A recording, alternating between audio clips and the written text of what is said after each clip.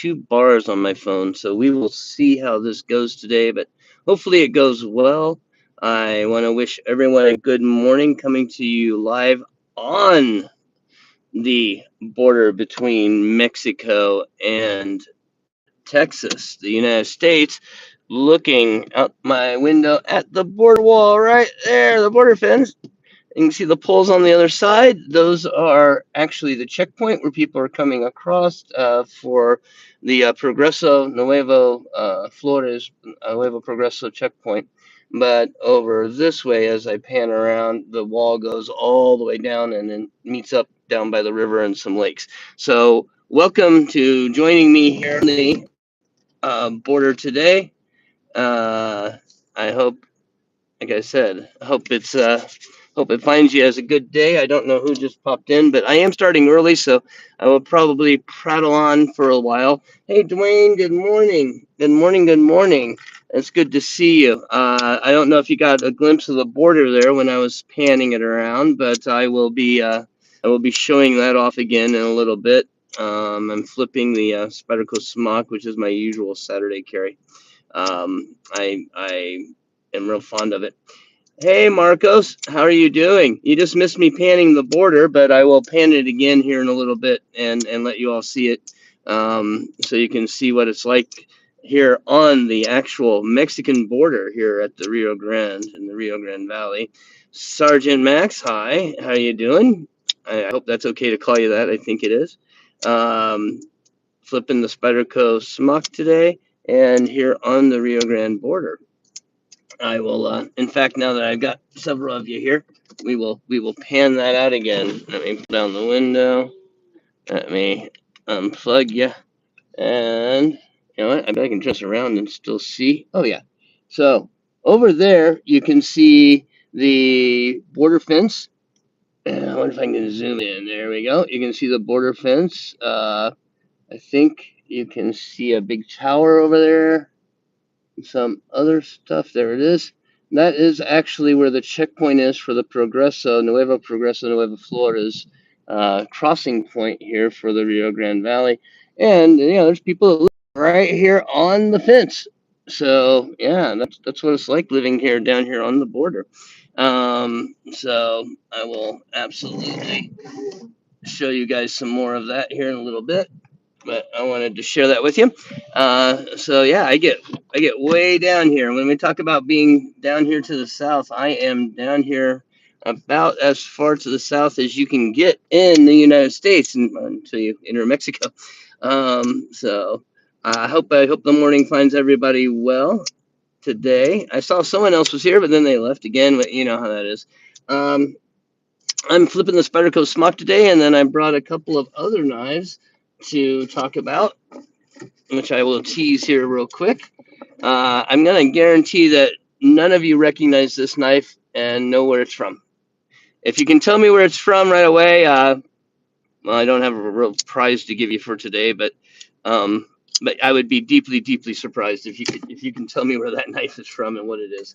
I will share it with you all a little bit later. And then we got this guy, and this one y'all might be able to tell me, but there is a bit of a consistent theme um, between the two knives. I like to do that. If you haven't been able to tell when I'm bringing knives with me for a day and talking about them, I like to have a kind of a theme to them.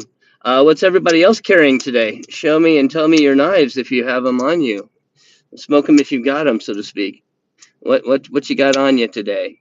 And again, I'm running really early, so I will probably keep going. Oh, look, it looks like Border Patrol's about to come around and make a pass.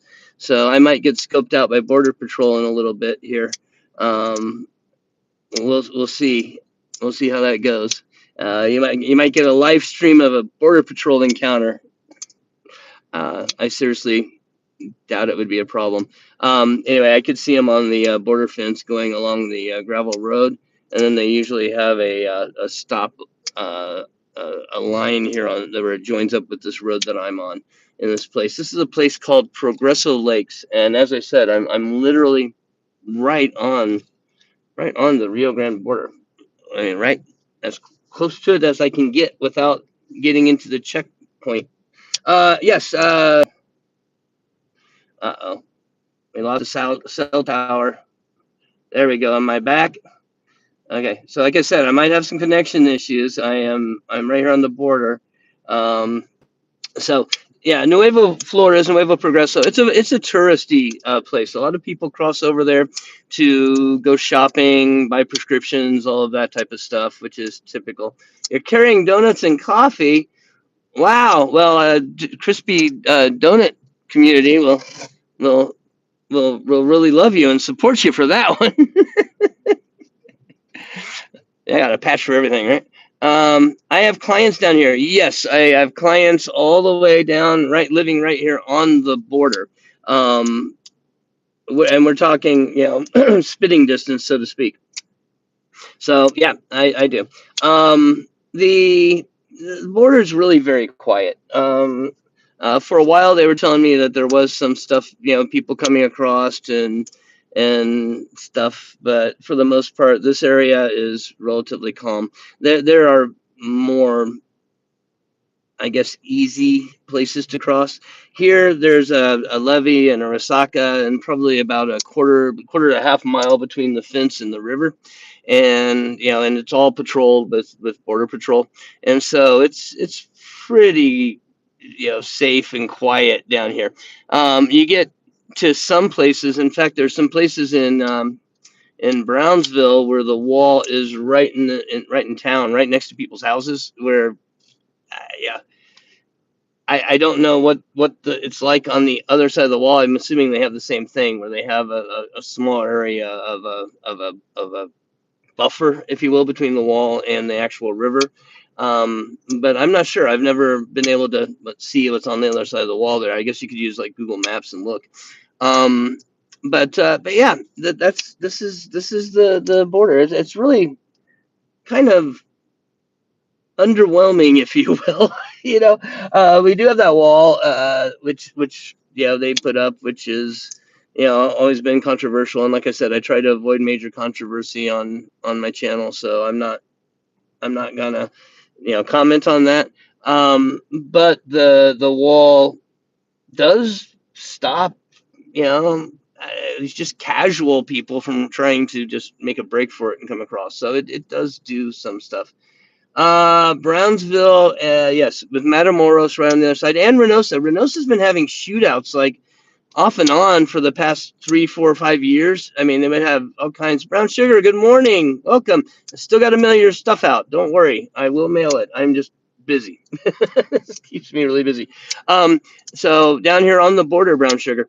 Matamoros is very dangerous, as is Reynosa. If you go across, if you were to go across and you're not being careful, it could be even more dangerous. Let's see, I've got 14 people here. Let's flash the border again, guys. Let me show you all the Rio Grande border, since if you're here, you probably want to see it. So there you go. I'm going to flip the camera around here and zoom it in here. So there you go. There's the fence. Over there is the checkpoint where people would be crossing over. But as you can see, people, we have people living like right here on it. And this is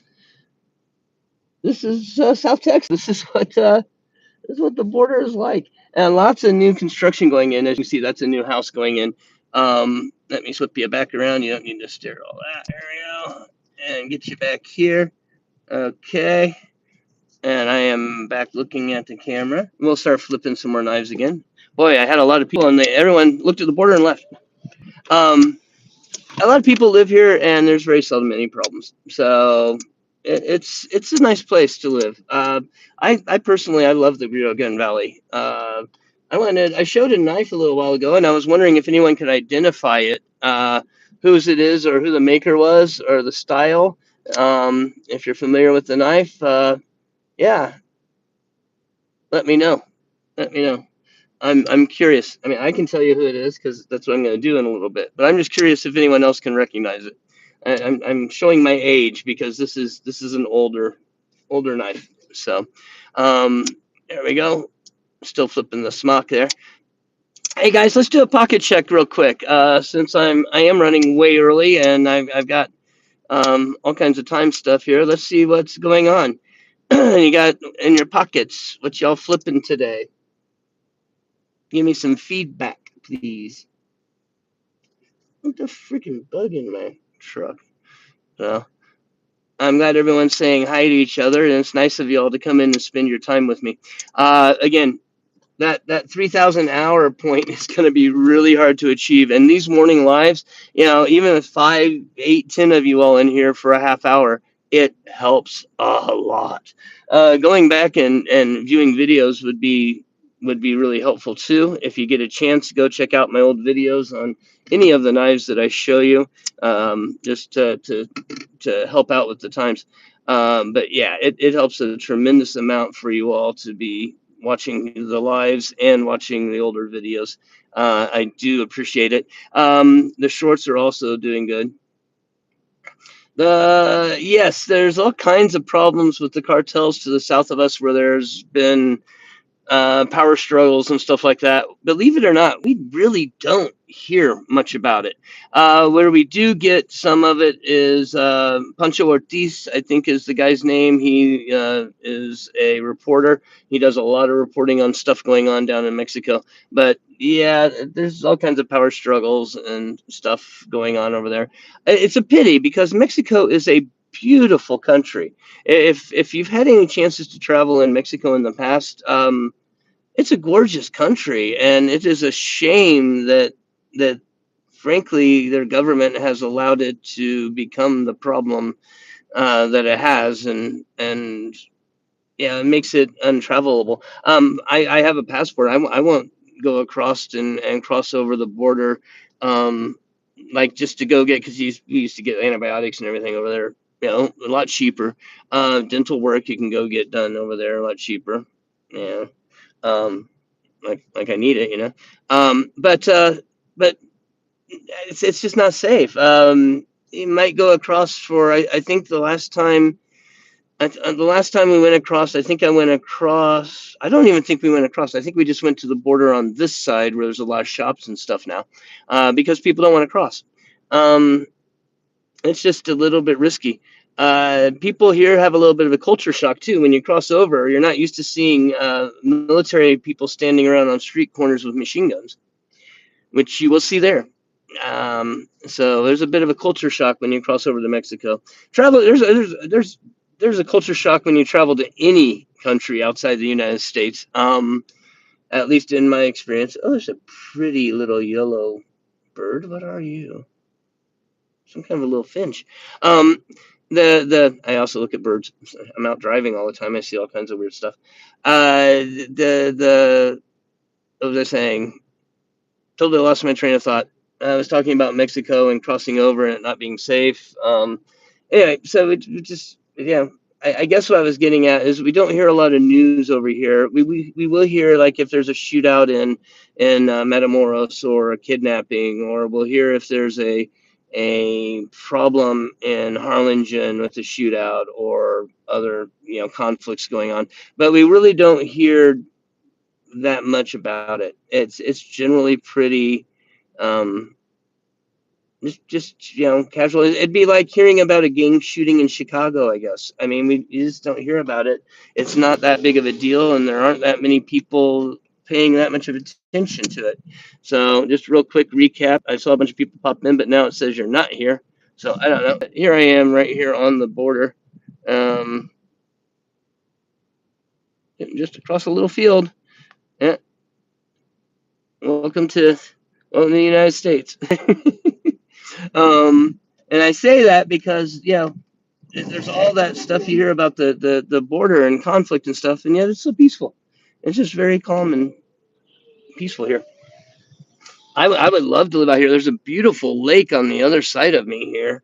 Let me see if I can show that real quick over there. I don't know if you can see it, but there's a beautiful lake over there, lake and lake property. It's gorgeous. Um, it's just the way people live here. All right, there we go.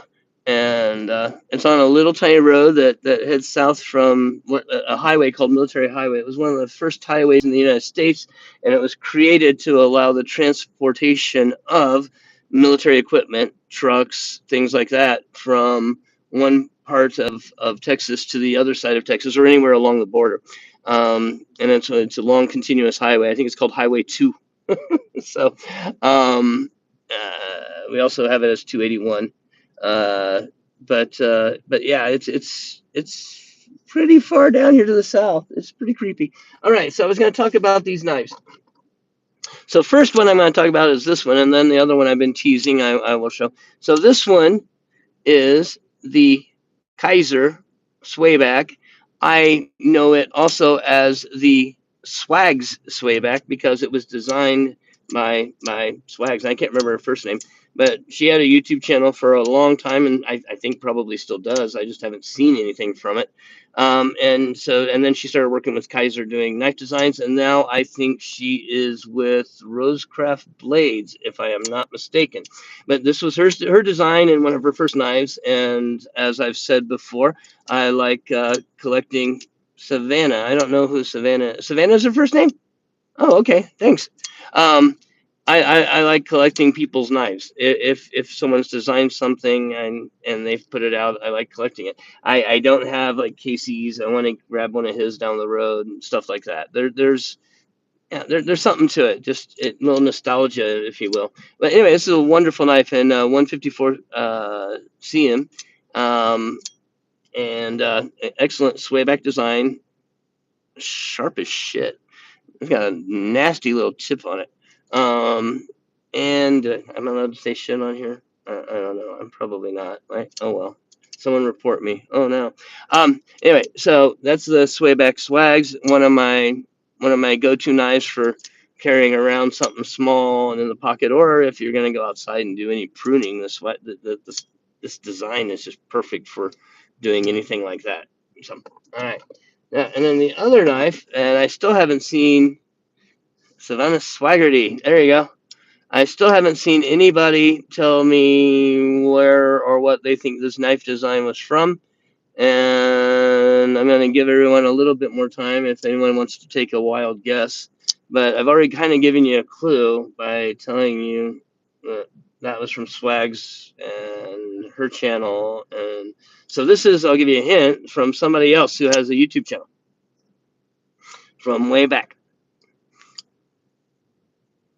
Give it about 20 seconds for the chat to catch up and stuff. And if I'm not hearing anything, I will go ahead and expose what it is. Kendall, hi Kendall, welcome. Welcome to my channel. I haven't seen you here. I appreciate you coming in. Please subscribe to my YouTube channel and watch some of my videos. I'm trying to hit 1,000 subscribers in 3,000 hours. When I do, I will be giving away a Pro Tech. If you go and look at my other videos, you'll be able to see that Pro Tech. I actually already have it. It's ready to go. I just need to get the time in, which, having 13 of you all in here watching helps a lot. I need to get the time in, and I need to get the subscriptions up. So I appreciate you all coming in. So please like and subscribe, and do double check your subscription. If you think you're subscribed, make sure that you are. So this knife right here comes from a guy. I hope that you all have seen his videos and at least subscribe to his channel at some time. It's Cutlery Lover Jeff, also known as Colonel Jeff. If you don't know, he's a Kentucky colonel. I'll talk about that in a minute. Anyway, so this was a knife. There we go. You can kind of see his logo there. This is a knife that he put out I don't know, a long time ago. I want to say this was like 2015, 16, 17, somewhere in there. And he put it out through, I can't think of the name of the company. Some obscure company, some pin company and stuff like that. Thank you, Kendall. And he put it out. It's in like 3CR. It's not anything really great, but it is one of the very first knives from a knife channel, knife YouTube creator that was put out and that I actually collected. So I'm very fond of it. I keep this and I hang on to it, and it's kind of personal. The choiling and stuff does force your hand into position, and like I said, it's not in a great steel or anything, but memories. and so I like to collect from different makers and people who make knives. Uh, yes, Kendall. Hello. Hi. Uh, hey, Dwayne. Why are you not a mod? Dwayne, you're gonna be a mod just in case if there's anything gets weird. There you go. So you're now a mod. So yeah, there we go. Yes, this is a cool little knife. I really actually like the blade shape with that. I mean, it's a straight knife has a really upswept belly. I think he was going for like an oriental design or something like that with it, but it's a really cool knife. And it's on nylon washers. Oh man, that was my Hoosier accent coming out. Sorry, nylon washers, and its action is so. But one of the first knives I've had from a creator, so I keep it. Also with the swags, just real quick recap. And then my primary knife today has been or is the um, Spyderco Smock, which is my one of my all-time favorites, and I actually will probably carry it every Saturday just because I like the knife that much. Um, and I guess this is one of the CQI ones because it will drop shut, but it has the double detent ball, and I can still flip it out. I don't know. Is what it is. But yeah, S35VN S30? No, it's S an S30V. Which you know what? That brings up a point. What do you guys think about the difference between S30V, S35V, and S45VN? I find personally that I like S30V better than S35VN. I like S45VN better than either of them, but I like S30V better. For some reason, it just seems to strop better and touch up better. I don't know, but it's supposed to be. It's the first generation S35V and second generation, etc. But I like it better. Let me know what you think. I'm curious, very curious as to what you all think about it. All right, so real quick again, I'm going to show anyone new here the Rio Grande border. There we go. We're looking out at the border between the United States and Mexico. Right over there is the border checkpoint where you can see the towers, and you might see some little towers if your resolution's good. And you can see we got houses like right here. They're in the process of finishing out and building. And then over on the other side, where am I at here? Over on the other side here, more houses. There you go. All right. I hope you've enjoyed the view there of the Mexican border. You dig the smock? I love the smock. I love the smock. The smock is. I think I said this the other day, last Saturday. I think the smock is my favorite of all the Spydercos. If it's not, it's the Sage. One of the two. Their designs are excellent, but I really do like the smock. It's a fun fidget knife, a great flipper knife, and just a good knife overall. So I'm a big fan of it. All right, let's see. I've also wanted to comment on Kaiser's button locks. Kaiser's button locks are pretty excellent. Um, if I could combine the actual button action on a Kaiser with everything else on a ProTech, I would think that would be like a perfect button lock overall. So yeah, no, but ProTechs. So every ProTech I have that has a button lock, it's not a button stick. I think it is actually a design feature that they've done with their buttons to make them have a little pop right when you press it, so that you can feel it disengage. You get a kinetic response to that, and I think that's done intentionally. And Kaisers are very smooth. It would be easy to accidentally disengage it without realizing that it's been pressed. As you can see, I mean, I can just slightly press it, and boom, there we go. Um, And so I'm not sure if Protex is a intentional design characteristic, but it's been so consistent. I'm kind of forced to think it is. The Kaisers are so smooth. Anyway, on the button, the bearings. Like I said, I would go with Protex. So anyway, there we go.